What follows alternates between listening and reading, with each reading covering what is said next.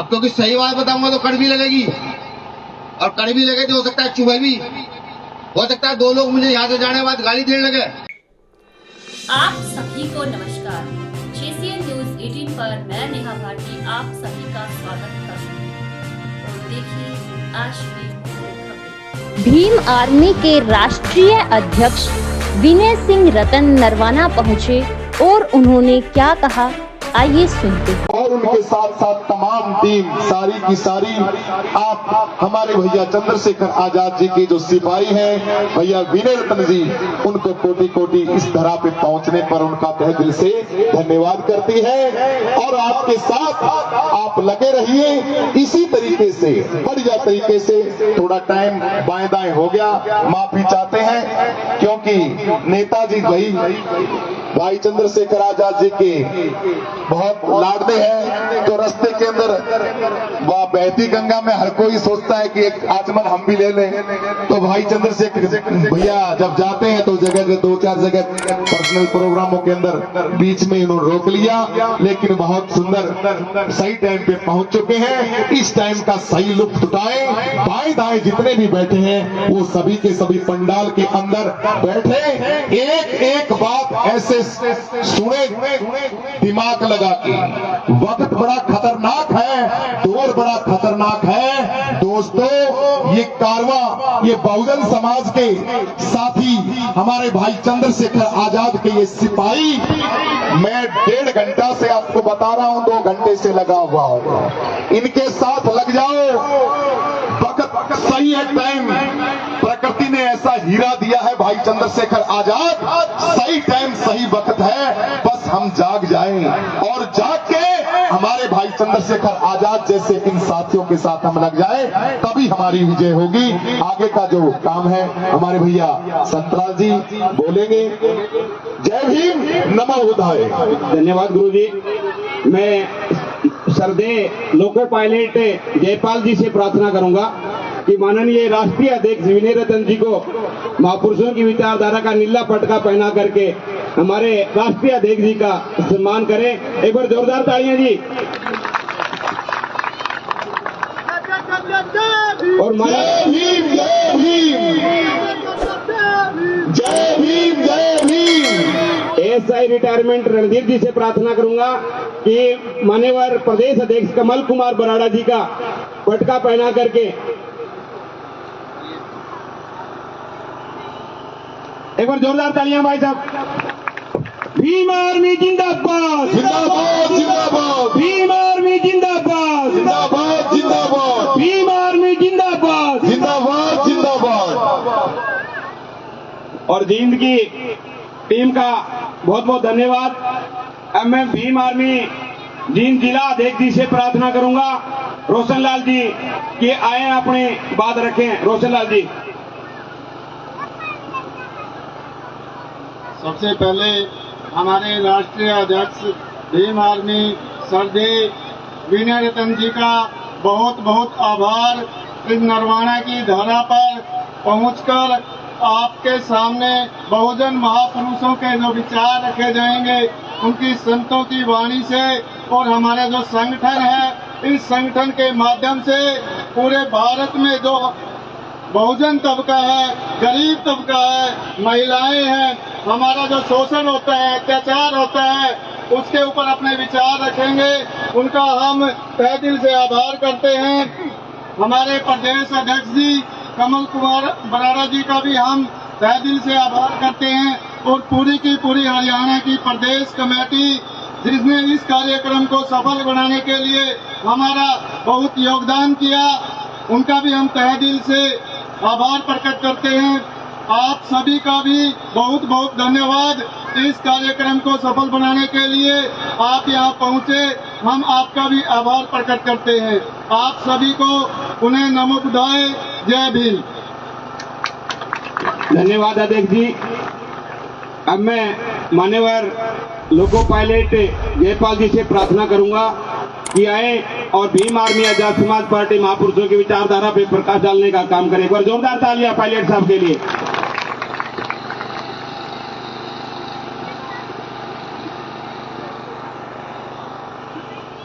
जय भीम, दोस्तों, सबसे पहले हमारे स्टेज पर बैठे हुए महानुभाव जिनका हाथ हमको मजबूत करना है और हर एक आदमी को भीम आर्मी से जोड़ना है। मैं ज्यादा न कर तो ये पहले भी बता दिया और अब भी बता रहा हूँ। 60 साल की रेल सेवा करी, लोको पायलट रहा, उसके बाद सांसद जी के निर्देश पर भीम आर्मी को अपना जीवन समर्पित किया है। जहां भी हम जाएंगे भीम आर्मी के लिए काम करेंगे। धन्यवाद। जय भीम, जय श्री राम। धन्यवाद। अब मैं हमारे संदीप बराजी से, जो कि प्रदेश भीम आर्मी हरियाणा प्रदेश महासचिव जी हैं, उनसे प्रार्थना करूंगा कि वो आए और अपनी बात रखें। एक बार जोरदार तालियां। बहुजन समाज में समय पर जन्मे तमाम संतों गुरुओं महापुरुषों को नमन करते हुए आज इस जिला जींद की नरवाना के अंदर पहुंचे हमारे सहारनपुर से भीम आर्मी की आन बान शान हमारे राष्ट्रीय अध्यक्ष आदरणीय विनय रतन सिंह जी और इनके साथ साथ हरियाणा प्रदेश के अध्यक्ष आदरणीय हमारे भाई कमल कुमार अबड़ार, तमाम प्रदेश की टीम, यहाँ के जो हमारी प्रदेश की टीम है और जिला कार्यकारिणी, तमाम साथियों को सबसे पहले मेरा क्रांतिकारी जय भीम, नमो बुद्धाय साथियों। और एक बार मैं अनुरोध करना चाहूंगा तमाम संगत से कि एक बार जोरदार तालियों के साथ हमारे विनय रतन जी का इस नरवाना की धरती के ऊपर स्वागत करें और एक बार जोरदार नारा लगाए, भीम आर्मी जिंदाबाद, एडवोकेट चंद्रशेखर भाई जिंदाबाद, जिंदाबाद, जिंदाबाद, विनय रतन सिंह जी जिंदाबाद, जिंदाबाद, जिंदाबाद। विनय भाई अब संघर्ष करो, हम तुम्हारे साथ हैं। धन्यवाद साथियों। और आज तमाम जो मेरी मातृशक्ति युवा साथी यहाँ पहुंचे, सबका अभिनंदन, स्वागत है। और माननीय विनय रतन जी का बहुत बहुत स्वागत, क्योंकि आदरणीय राष्ट्रीय अध्यक्ष जी, मैं आपको बताना देना चाहता हूँ, क्योंकि हमारा जैसे नई कार्यकारिणी बनी और पहला कार्यक्रम हमने आपके दिशा निर्देश में लिया और आप पहली बार नरवाना की धरा पे पहुंचे, तो हम पूरे प्रदेश की टीम और जिले की टीम की तरफ से मैं आपको आश्वस्त करना चाहूंगा, हमारी अभी शुरुआत है जिले की टीम की, नई टीम हमारी बनी, लेकिन आपके दिशा निर्देश में जो आप लोगों ने उम्मीद करके हमारे प्रदेश में और जिले के साथियों जिम्मेवारी दी, उस पर खरा उतरने के काम करेंगे। और साथियों, मैं आप साथियों से भी कहना चाहता हूँ, आप जितना भीम आर्मी को मजबूत करोगे, जितना आजाद समाज पार्टी को मजबूत करोगे, साथियों उतना मजबूत हमारा समाज होगा। अगर इस प्रदेश के अंदर बीजेपी की सरकार अगर किसी संगठन से डरती है तो साथियों भीम आर्मी है। भीम आर्मी के नाम से अगर किसी की हिम्मत नहीं, कोई हमारे के ऊपर एट्रोसिटी करे। तो मेरे जितना भी बहुजन समाज है इस जींद जिले के अंदर है, यहाँ पंडाल के अंदर मौजूद हमारे जो क्रांतिकारी साथी प्रदेश से पहुंचे, उन तमाम साथियों से मैं अनुरोध करना चाहूंगा, भीम आर्मी की विचारधारा को जन जन तक पहुंचाने का आप काम करें। साथियों, आपका अपना संगठन, अपने समाज का संगठन, हमारे दो धुरंधर है इस देश के अंदर जो हमें नेतृत्व प्रदान करने हमारे एडवोकेट चंद्रशेखर सांसद नगीना और विनय रतन सिंह जी साथियों, ऐसा कोहिनूर हमें कभी कभार मिलता है। अगर हम महापुरुषों को पढ़े, इतिहास को पढ़े, तो अगर समय के साथ परिवर्तन हुआ और परिवर्तन के साथ साथ हमें हमारे समाज को लीड करने वाले नेता मिले, और आज हमारे इस बहुजन समाज का कोई सही नेतृत्व करा तो एडवोकेट चंद्रशेखर विनय रतन जी कर रहे। तो साथियों, आपसे मैं अनुरोध करना चाहूंगा, तमाम साथियों आप एक दूसरे से जुड़ करके हमारे बहुजन समाज विचारधारा को फैलाना का काम करें और तमाम साथियों को भीम आर्मी से जोड़े और विनय रतन सिंह जी का आप हाथ मजबूत करें। और जैसे ही आपकी जन संख्या आपकी बढ़ेगी, प्रशासन शासन आपकी बात को सुनने के लिए मजबूर होगा। साथियों, आज जो खौफ भीम आर्मी का है और किसी संगठन का नहीं। साथियों, तो मैं ज्यादा समय नहीं लूंगा, इसीलिए मैं अपनी बात को विराम देते हुए दोबारा मैं विनय रतन जी का जींद की ऐतिहासिक धरती पर पहुंचने पे स्वागत करता हूं, अभिनंदन करता हूं और आपको आश्वासन देना चाहता हूं, अभी हमारी ये जींद के अंदर दोबारा से शुरुआत है। आपकी उम्मीदों पे खरा उतरने का काम करेंगे और जो सपना एडवोकेट चंद्रशेखर आजाद जी ने, आदरणीय विनय रतन सिंह जी ने देखा, उसको पूरा करने का काम ये जींद की टीम करेगी। साथियों, इसी के साथ अपनी भाषा विराम देता हूँ। जय भीम, जय भारत, भीम आर्मी जिंदाबाद। धन्यवाद मास्टर साहब। अब मैं मेरी बहन डॉक्टर सुदेश जी से प्रार्थना करूंगा कि भीम आर्मी हरियाणा की एक महिला शक्ति डॉक्टर सुदेश से हिसार से है और बहुत ही क्रांतिकारी बहन है, वो अपनी बात रखे भीम आर्मी आजाद समाज पर।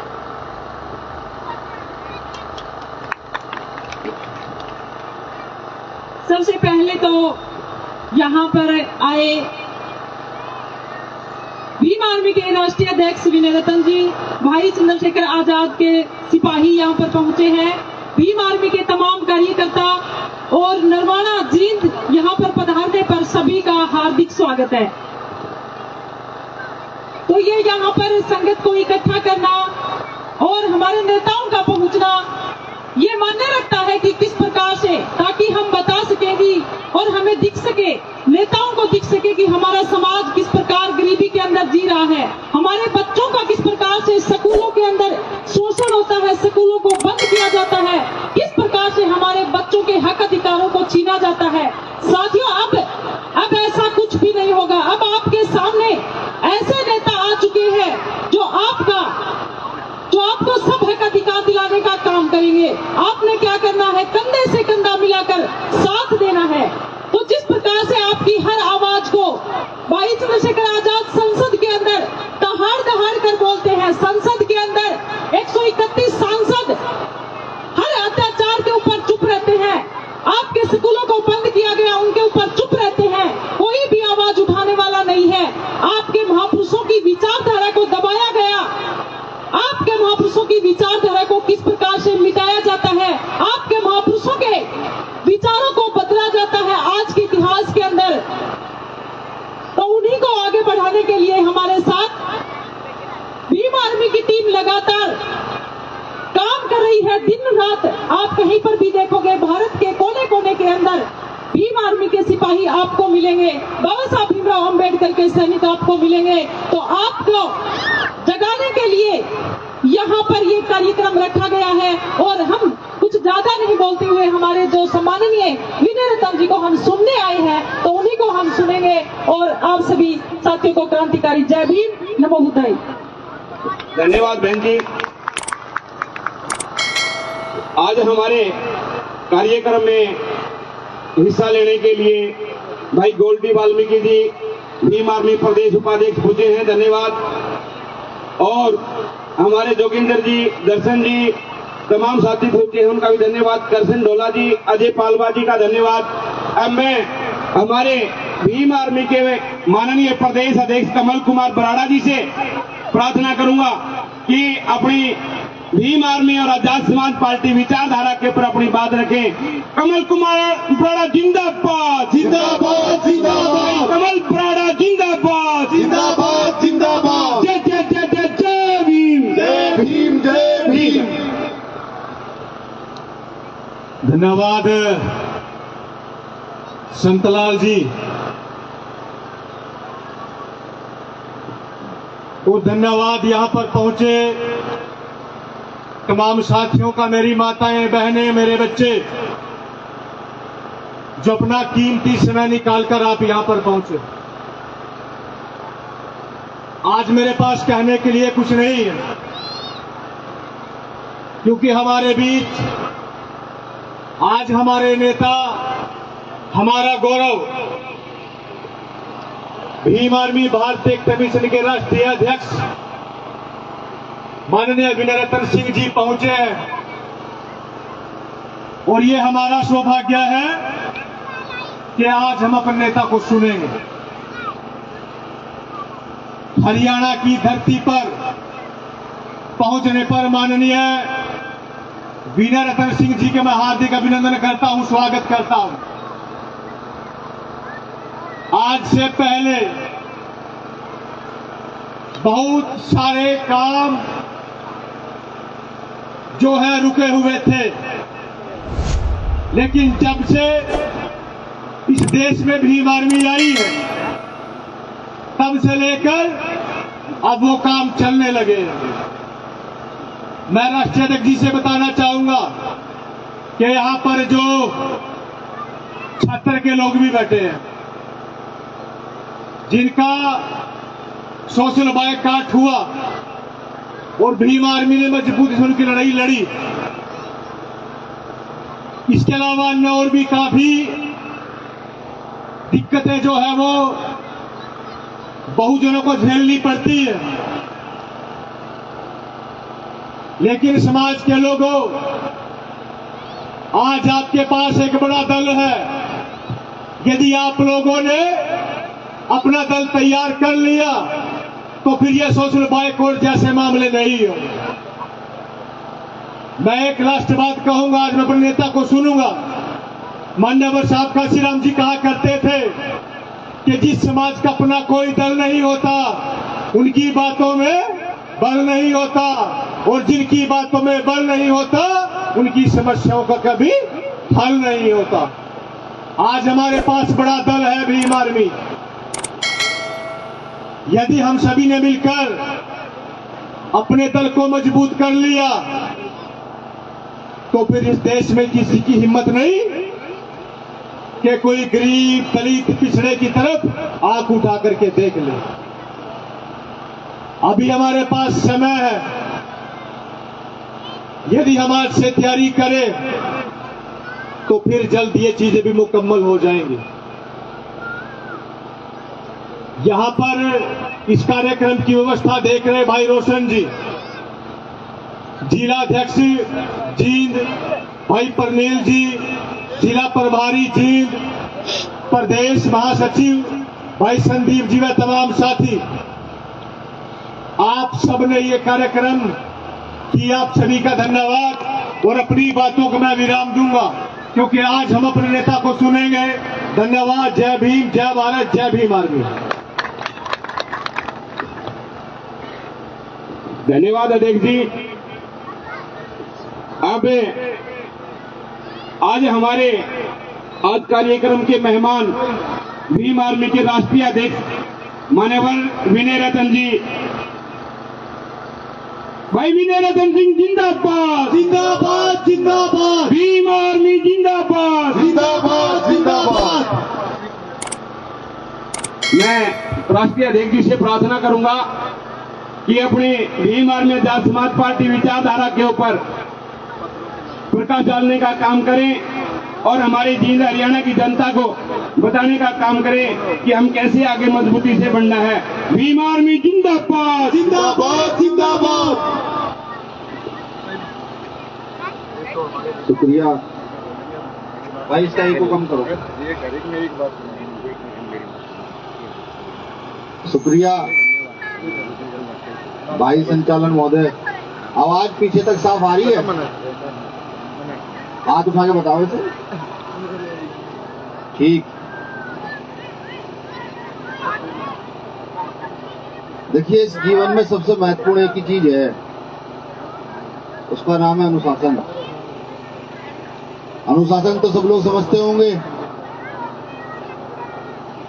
अनुशासन में मैं सिर्फ एक लाइन यही कहूंगा, जहां अनुशासन नहीं वहां शासन नहीं, और जहां शासन नहीं वहां नीति नहीं, और जहां नीति नहीं वहां आप लोगों को उधार सुधार किसी कीमत पर हो नहीं सकता। अनुशासन एक ऐसी चीज है जो घर परिवार से लेकर, गांव से लेकर, शहर से लेकर अगर चलना शुरू हो जाए, अगर आपके घर में अनुशासन है तो आपके बच्चे, बेटे बेटियां सही शिक्षा हासिल करेंगे, अच्छी नौकरी पर चले जाएंगे। और अगर आपके घर में अनुशासन नहीं है तो वही बच्चे गलत दिशा की ओर चले जाएंगे। आपके गांव में अनुशासन है तो आपके गांव की तरक्की हो जाएगी, आपके प्रदेश में अनुशासन है तो प्रदेश की तरक्की हो जाएगी, और अगर अनुशासन नहीं है तो सब कुछ नाश हो जाएगा। सही कह रहा हूं ना मैं? तो सबसे पहले अनुशासन ही बनाना शुरू करते हैं। ये कार्यक्रम है आपका, आपने इस कार्यक्रम में पैसे खर्च किए होंगे, पूरे दिन से आप यहाँ बैठ के मेरा भी इंतजार कर रहे हैं।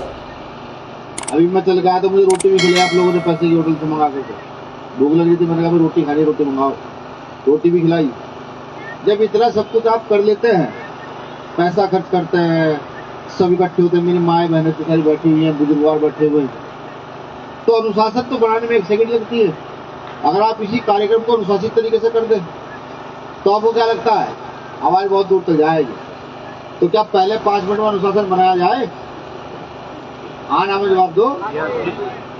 बुजुर्ग भी कहेंगे तो मैं फिर तैयारी करूंगा अनुशासन बनाने की। बनाया जाए? ठीक।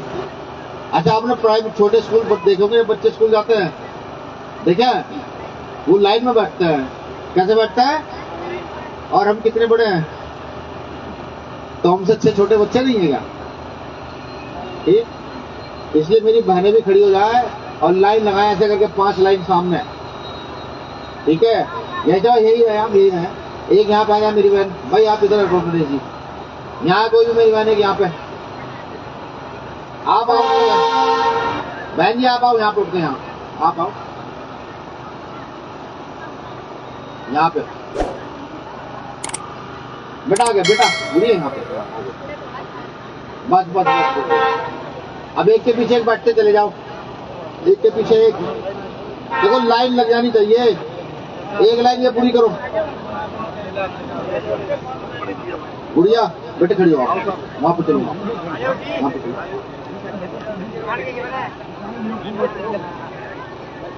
लगाओ लाइन, हाँ ऐसे, बिल्कुल ठीक।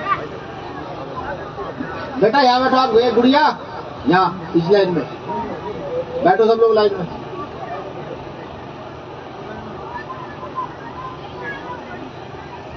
बैठो बैठो, आप भी बहन जी, आप भी यहाँ लाइन में हो जाओ, सब लोग लाइन में, लाइन में, बिना लाइन के लिए आप भी लाइन में आ जाओ, लाइन बच्चों पीछे पीछे यहाँ बैठो, लाइन पीछे तक चली जानी चाहिए।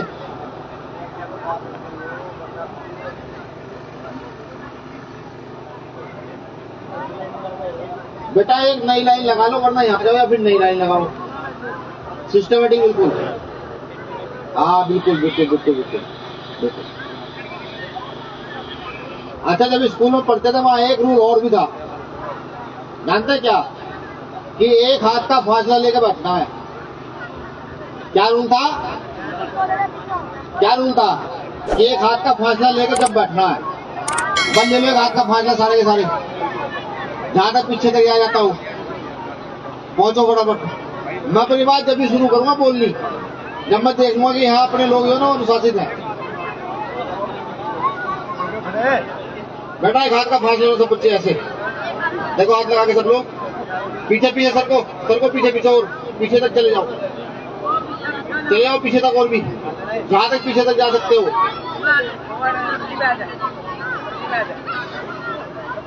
वैसे बड़ों से अच्छे बच्चे हैं, बच्चे एक सेकंड में एक हाथ का फासला लेके चले गए पीछे तक। चलो और चलो, मैं तो बहुत सारे दिख रहे हैं मुझे, मैं आकर नाप लूंगा नीचे ही, अभी हाथ का फासला पूरा हुआ नहीं है। चलो पीछे तक। अब ये जितने साथी खड़े हैं सब लोग पहुंचे लाइन में, बैठे सब लोग चलते। खड़ा मुझे कोई ना दिखे, खास तौर से जिसके गले में नीला पड़ना है ना, वो तो बिल्कुल भी खड़ा ना दिखे।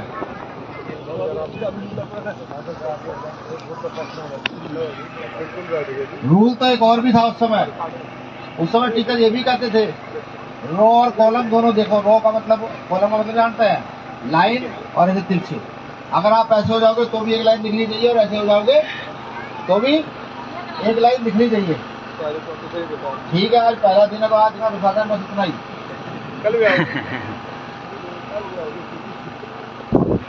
चलिए, धन्यवाद आपका, आपने अपने छोटे भाई की बच्चे की बात को माना और अनुशासन कायम किया। कभी भी कोई कार्यक्रम हो तो अपने आप ही व्यवस्था करो, किसी के कहने की प्रतीक्षा मत करो, खुद ब खुद व्यवस्था करो। सबको कहो कि चलो सब लोग लाइन में बैठते हैं। धूप हो रही हो तो बुजुर्गों को छांव में बिठाओ, महिलाओं को छांव में बिठाओ, जिससे युवा साथी सब धूप में बैठ जाओ।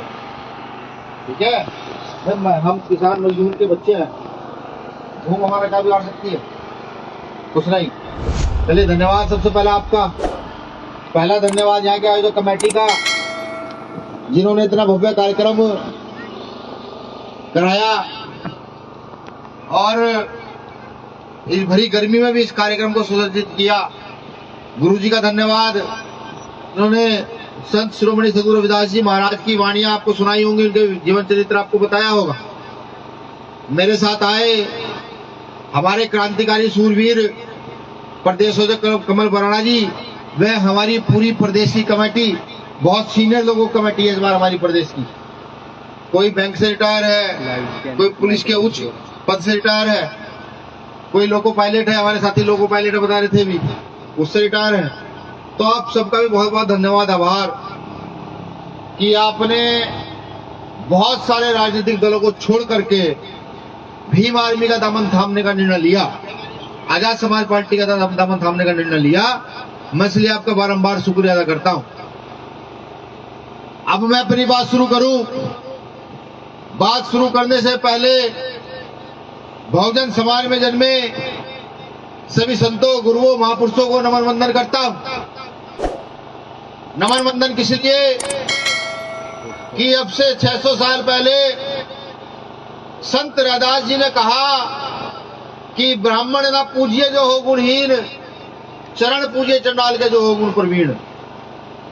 यानी कि एक हमारे संत ने ये कहा कि उस व्यक्ति को पूजना ही व्यर्थ है जिसमें गुण ना हो, उसको पूज लो जिसमें गुण हो, वो चाहे जाति से श्रेष्ठ हो या ना हो। उसी के समकालिक संत कबीर ने कहा कि कंकर पूजे हरि मिले तो मैं पूजू पहाड़, कि कंकर पूजे हरि मिले तो मैं पूजू पहाड़, इससे अच्छी तो चक्की पीस पीस खाए संसार। साफ साफ कह रहे हैं कि पत्थर की पूजा करने से अगर भगवान मिल सकते होते तो मैं पहाड़ पूजने के लिए तैयार हूं, लेकिन पहाड़ पूजने से भगवान नहीं मिलेंगे। इससे अच्छी तो चक्की है जो कम से कम पीस के आपको राशन तो दे रही है, रोटी तो खिला पा रही है। मेरी हिंदी समझ आ रही है पीछे तक सबको? ठीक, इधर माँ बहनों को समझ आ रही है जो मैं बोल रहा हूं? नहीं समझ आ रहा हो तो मैं फिर धीरे धीरे बोलूंगा। ठीक, उसी के समकालिक गुरु नानक देव जी हुए, गुरु घासीदास जी हुए, मतलब ऐसे तमाम संतों की बहुत लंबी लाइन है जिन्होंने यहाँ बहुजन आंदोलन के लिए काम किया। बहुजन आंदोलन क्या, यहाँ के अछूतों के लिए काम किया, यहाँ की महिलाओं के लिए काम किया।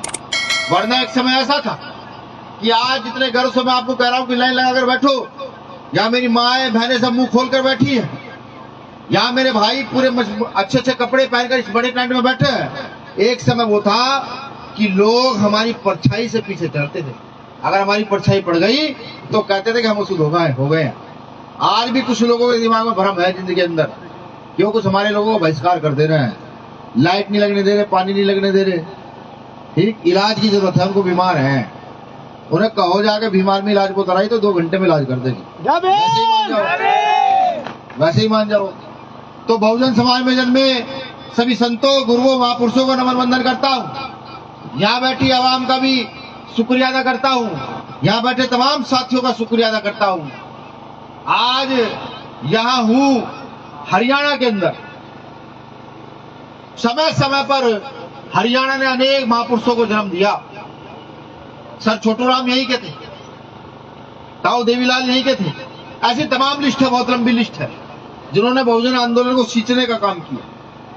लेकिन बड़ा सवाल एक, इतने महापुरुष होने के बावजूद, इतनी बड़ी आबादी होने के बावजूद क्या हम लोगों के जीवन में कोई सुधार हो पाया है? क्या हमारी गति आगे की ओर बढ़ पाई है? और अगर नहीं बढ़ पाई है तो क्यों नहीं बढ़ पाई है? ये बड़ा सवाल है। आज इस देश के अंदर जहां नेता कितना भी बड़ा क्यों ना हो, उसके यहां कोई घटना घट जाती है तो सरकार उसके पक्ष में उतर जाती है। जैसे आप ही के यहाँ के कृषि मंत्री है, मैंने सुना उनके स्कूल में ही मनीषा नाम की बेटी का रेप हुआ, फिर हत्या हुई, फिर तेजाब उसके मुंह पर डाल दिया गया भिवानी के अंदर। ठीक, क्या किसी ने उनका इस्तीफा मांगा कि तुम्हारे कॉलेज में ये हो गया तुम इस्तीफा दो? है इस प्रदेश में किसी की नेता की इतनी हैसियत कि इस्तीफा मांग सके? नहीं मांगता। आज आपके प्रदेशों में, आपके गांव में स्कूलों को बंद किया जा रहा है। क्या कोई नेता आपको दिखता है ऐसा जो विधानसभा में खड़ा होकर ये कहे कि ये स्कूल जो बंद हो रही है गलत है? क्या कोई नेता लोकसभा में ऐसा दिख रहा है आपको कि जो स्कूल बंद हो रही है गलत है? जो ये बच्चे जो बैठे हुए हैं कहां पढ़ने जाएंगे? कि आपके पास 2-2 हजार, 5-5 हजार, 10-10 हजार रुपए फीस है इनको पढ़ाने के लिए? मुझे तो नहीं लगता, क्योंकि मेरे बच्चे भी जिस स्कूल में जाते हैं, मेरी पत्नी ने जबरदस्ती मेरे बच्चों का एडमिशन करा दिया एक अच्छे स्कूल में जहाँ फीस 7-8 हजार रुपए थी। 1 साल मैंने कैसे गुजारा है, कभी अपने भाई से पैसे उधार ले, कभी माँ को भाई पैसे दे दे, कभी चाचा के लड़के को बोल भाई फीस देनी इन बच्चों की। 1 साल के बाद मैंने कहा ना मैं नहीं पढ़ाने का, इन्हें 1500 वाले भेज दे, पढ़ना होगा वहीं पढ़ेंगे। फिर उनका नाम कटवा के उन्हें 1500 वाले भेजा। अब सोचो जिस प्रदेश से प्राइमरी स्कूलों को बंद किया जा रहा हो, उस प्रदेश के बच्चों की स्थिति क्या होगी और प्राइमरी स्कूलों का असर किस पे पड़ेगा, ये बड़ा सवाल है। समझिए, प्राइमरी स्कूलों में जो बच्चे पढ़ते हैं, उनको जो टीचर पढ़ाते हैं वो बाकायदा अच्छी डिग्री करके आते हैं, वो पढ़ाने की डिग्री करके आते हैं, वो यही सीख आते हैं कि बच्चों को पढ़ाना कैसे है। और ये जो प्राइवेट स्कूल खोले जा रहे हैं पूरे देश के अंदर, उसमें इंटर पास, बीए किए हुए बच्चे, बीएड बीटीसी माफी चाहूंगा, बीए किए हुए, एमए किए हुए, बीएससी किए हुए बच्चे जाकर पढ़ाते हैं कम तनख्वाह पर। अब आप सोचो ना, बच्चे आपके कौन से स्कूल में पढ़ पाएंगे? उसमें पढ़ पाएंगे जहाँ कम पढ़े लिखे लोग पढ़ा रहे हैं, या उसमें पढ़ पाएंगे जहाँ अच्छे पढ़े लिखे लोग पढ़ा रहे हैं? ये सवाल मेरा आपसे है। इस सवाल को अपने अंदर डालो और सोचो कि अगर इस देश से प्राइमरी स्कूल बंद हुए तो हमारे बच्चों की स्थिति क्या होगी। जो आज हमारे बच्चे पढ़ करके पुलिस में नौकरी करने लगते हैं आरक्षण के बल पर, और कुछ नहीं, सफाई कर्मचारी बन जाते हैं, बाबू बन जाते हैं, छोटी मोटी नौकरियां पा लेते हैं। इनका भी पेट में दर्द इस सरकार को होने लगा है कि ये दलितों के, पिछड़ों के, अल्पसंख्यकों के बच्चे क्यों पढ़ करके आगे क्यों बढ़ रहे हैं, इसलिए वो आपके स्कूल बंद कर रहे हैं। यही हाल यहाँ की उसका है, चिकित्सा का, कि अगर आपके बच्चों को डेंगू का बुखार हो जाए ना तो 50,000 से कम उसका इलाज होगा नहीं। अगर आपकी जेब में 50,000 रुपए है तो आप प्राइवेट हॉस्पिटल में ले जाएंगे, प्राइवेट हॉस्पिटल में ले जा करके उसका इलाज होगा, 50,000 जब खर्च हो जाएंगे तब उसका डेंगू का बुखार उतरेगा। ये मैं नहीं कहता। आपके बच्चों को बीमार हुआ, आपके पिता बीमार हुए, आप खुद बीमार हो गए, तो एक दिन का बिल बैठता है 10,000 15,000 रुपए प्राइवेट हॉस्पिटल, बैठता नहीं बैठता। सोचिए कि जो चीजें जिस देश में फ्री होनी चाहिए, शिक्षा देश में फ्री होनी चाहिए, बिल्कुल फ्री, अमीर गरीब सब एक जैसे, मेरा बच्चा, आपका बच्चा, डीएम का बच्चा, यहाँ के मुख्यमंत्री का बच्चा एक स्कूल में पढ़ रहे, प्राइमरी में ही सारे बच्चे प्राइमरी में पढ़ रहे। ऐसा इलाज का भी होना चाहिए कि सबका इलाज, अगर सरकारी हॉस्पिटल है तो सरकारी हॉस्पिटलों में सबका इलाज हो। पता तो लगे कि जब डेंगू का बुखार मुख्यमंत्री को होगा, डेंगू का बुखार मंत्रियों को होगा, डेंगू का बुखार यहाँ के डीएम को होगा, और डेंगू का बुखार आपको मुझे होगा, पता लग रहा है एक कमरे में एक लाइन पर बेड लगे हुए हैं। अगर एसी में पड़े तो सारे एसी में पड़े हैं, मैं भी एसी में पड़ा हूँ, और पंखे में पड़े तो वो भी पंखे में पड़े, मैं भी पंखे में पड़ा हूँ, और गर्मी में सड़ रहे तो यहाँ का मुख्यमंत्री भी गर्मी में सड़ रहा है, यहाँ का किसान भी गर्मी में सड़ रहा है। ये व्यवस्था होनी चाहिए नहीं होनी चाहिए? हाँ ना, बताओ, होनी चाहिए ना? अब देखो, अब मेरे कुछ कड़वे शब्द हो सकता है आपको चुभे, हो सकता है आपको बुरे लगे, ठीक है, आपको बुरे लगे, मुझे कोई फर्क नहीं पड़ता, क्योंकि जहां मैं खड़ा हूं, जिस काम को मैं कर रहा हूं, इसी काम को अगर मैं सही समाज को न बता पाऊं तो मेरा यहाँ खड़े रहना गलत है, अम्बेडकरवादी होना गलत है। इससे अच्छा मैं अपने घर जाऊं, कहीं तैयारी करके अपनी नौकरी करूं, कोई बिजनेस करूं, वो ठीक है। अब क्योंकि सही बात बताऊंगा तो कड़वी लगेगी, और कड़वी लगे तो हो सकता है चुभे भी, हो सकता है दो लोग मुझे यहाँ से जाने बाद गाली देने लगे, एक आदमी ही खड़ा कहना भाई तू कौन है बात कहने वाला, तो मुझे इस बात से कोई फर्क नहीं पड़ता, क्योंकि मैं जानता हूं कि अगर आज हम ना सुधरे तो आने वाला समय वही समय आने वाला है कि कुछ लोग हमारा बहिष्कार कर देते हैं और यहाँ की नेता सरकारें चुप रहती है, उनके नाक में नकेल डालने का भी काम हम लोग नहीं कर सकते।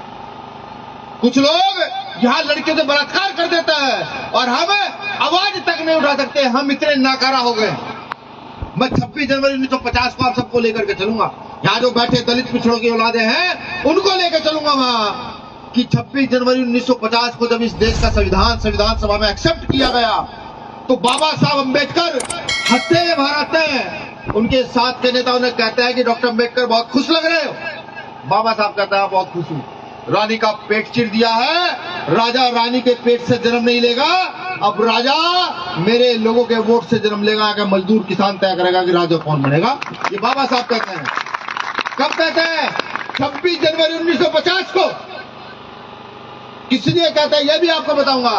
वो इसलिए कहते हैं कि वो संविधान में प्रावधान कर गए कि चाहे राष्ट्रपति हो, चाहे मजदूर हो, चाहे किसान हो, चाहे महिला हो, पुरुष हो, चाहे बुजुर्ग हो, जवान हो, सबके वोट की कीमत एक है, कि अगर आप अपना वोट किसी को दोगे तो एक ही वोट काउंट यहाँ के मुख्यमंत्री का होगा, प्रधानमंत्री का होगा, एक ही वोट काउंट आपका होगा और मेरा होगा। और लोकतंत्र की खूबसूरती है कि जिसकी जितनी संख्या भारी उसकी उतनी हिस्सेदारी। क्या आपको अपनी जनसंख्या के आधार पर हिस्सेदारी मिल पाई है? क्या आपके घर में अच्छी बिल्डिंग खड़ी है? आपके घर के बाहर एक गाड़ी खड़ी है? क्या आपको आज अगर आप नहीं कमाओगे तो आपको ये शिदक है, आप सो जाओगे रात को कि नहीं अगर मैं आज दिहाड़ी नहीं लाऊंगा तो मेरे बच्चों को अगले 2 दिन रोटी मिल जाएगी? इतना सुकून है क्या आपको? और अगर नहीं सुकून है तो मैं पूछता हूं क्यों सुकून नहीं है? जब डॉक्टर अंबेडकर आपकी समस्याओं का हल देकर के गए हैं, जैसे कमल बराड़ा जी ने कहा कि काशीराम कहते थे जिसका दल नहीं होता उसका बल नहीं होता, और जिसका बल नहीं होता कि समस्या का हल नहीं होता। डॉक्टर अंबेडकर आपकी समस्या का हल लेकर गए संविधान में, इस लोकतंत्र के तहत कह गए कि ये मेरे समाज के लोगों इकट्ठे होकर खड़े हो जाना और अपने वोट की ताकत से इस देश के अंदर अपना राजा बना देना। राजा किसका है इस देश में? जोर से बताओ किसका राजा है? मनोवादियों। हाँ, अब मैं फिर 26 जनवरी 1950 में लेके चलूंगा, जब वो बाबा साहब अम्बेडकर ने ये कहा कि रानी का पेट चिट दिया राजा, मैं अपने राजा जो है मेरे लोग अपने वोट से बनाएंगे, तो सामने वाले नेता हंसते हैं और हंसकर एक बात कहता है, डॉक्टर अम्बेडकर अधिकार तो दे चले हो, इनमें ताकत कहां से पैदा करोगे, जुनून कहां से पैदा करोगे? हम इन लोगों को डराएंगे धमकाएंगे, काम नहीं चला तो इनको हम खरीदेंगे, लेकिन इस देश का राजा अपना बनाएंगे, परदेशों में राजा अपना बनाएंगे। उन्होंने ठीक ऐसा ही किया, हम लोगों को डराया धमकाया, मुकदमे लगाए, काम नहीं चला तो हम लोगों को खरीदा और इस देश में उन्होंने राजा बनाया, आपके प्रदेश में उन्होंने राजा अपना बना दिया। सोचिए, डॉक्टर अम्बेडकर जो 26 जनवरी 1950 को कह के जा रहे हैं, उसके विरोध में जो कहा जा रहा है, आज भी वो लोग उस लाइन पर चल रहे हैं, राजा अपना बना रहे हैं, और हम इस देश के बहुसंख्यक लोग, किसानी मजदूरी करने वाले लोग हमारे तक इकट्ठा होकर अपना राजा बनाने का प्रण नहीं ले पाए। जानते इसका कारण क्या है? ये क्यों हो रहा है? क्योंकि अभी आपको शक्ति का नहीं पता, अभी आपको ताकत का नहीं पता, आपको ये नहीं पता कि राजा आपका होगा तो क्या क्या हो सकता है। अगर राजा आपका हो जाए, मान के चलिए कि इस प्रदेश का मुख्यमंत्री आपका हो, डॉक्टर अम्बेडकर को मानने वाला हो, शिक्षा मंत्री आपका हो, डॉक्टर अम्बेडकर को मानने वाला हो, और एक पेज पर